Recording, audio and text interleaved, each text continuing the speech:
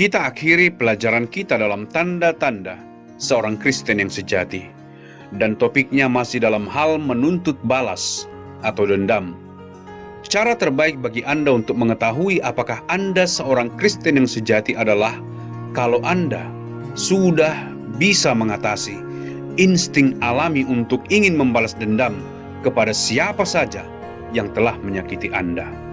Di dalam kitab Roma pasal 12 ayatnya yang ke-21 dikatakan, "Janganlah kamu kalah terhadap kejahatan, tetapi kalahkanlah kejahatan dengan kebaikan." Apa yang dimaksud dengan hal ini? Kadang-kadang, jika seseorang telah berbuat salah kepada kita, dan meskipun kita mau untuk mengampuni mereka, entah bagaimana, kita tidak dapat membuat hati kita merasa enak terhadap orang itu. Perasaan di dalam hati kita terus membenci orang ini, terus ingin balas dendam terhadap orang ini. Anda tahu, sangat sulit untuk mengendalikan perasaan kita. Jadi apa yang dikatakan oleh ayat Alkitab ini kepada kita di ayat 21, dikatakan, "Janganlah kalah terhadap kejahatan, tetapi kalahkanlah kejahatan dengan kebaikan." Apa maksudnya ini? Ketika Anda merasa sangat marah terhadap seseorang, Anda sepertinya ingin meninju wajahnya, Anda sepertinya ingin meludahi wajahnya, Anda merasa ingin mengatakan hal yang jahat tentang dia kepada orang lain. Tetapi bukan itu yang Anda lakukan, melainkan Anda tersenyum kepada orang ini. Anda sapa orang ini dan berkata, "Hai, apa kabar?" Datangi orang ini dan berusaha untuk melakukan hal yang baik. Mungkin Anda bukakan pintu di gereja untuk dia supaya dia bisa masuk. Mungkin Anda punya buku nyanyian dan dia tidak punya. Bagikan buku nyanyian itu dengan dia. Jadi Anda lakukan saja hal yang baik terhadap orang itu. Meskipun Anda merasa, "Aku sangat marah terhadap orang ini."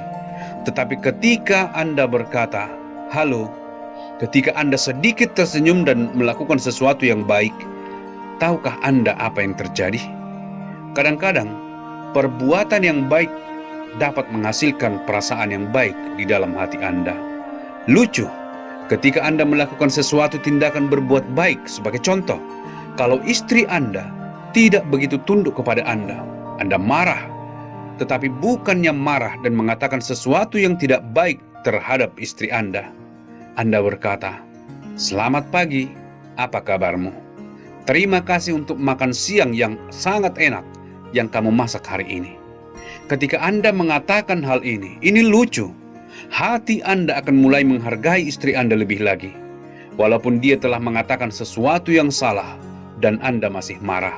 Tetapi ketika Anda fokus kepada perbuatannya dan berkata terima kasih untuk masakan yang enak, tindakan baik itu dapat mengubah perasaan di dalam hati Anda. Jadi Alkitab berkata, bukan hanya untuk mengampuni seseorang di dalam hati kita, tetapi masih menyimpan perasaan tidak baik di dalam hati kita. Kadang-kadang kita melakukan hal itu. Kita berkata, "Ya, Yesus mati untuk dosa-dosaku, aku mengampuni dia." Tetapi aku masih memiliki kemarahan ini setiap aku melihat dia.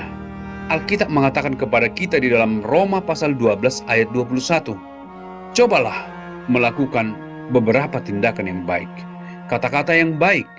Dan tahukah Anda, ketika Anda memutuskan untuk melakukan sesuatu yang baik, Allah dapat melakukan sesuatu yang baik di dalam hati Anda. Dan rasa marah, frustasi Anda, dan keinginan untuk balas dendam dapat digantikan Tuhan dengan damai sejahtera, rasa bahagia.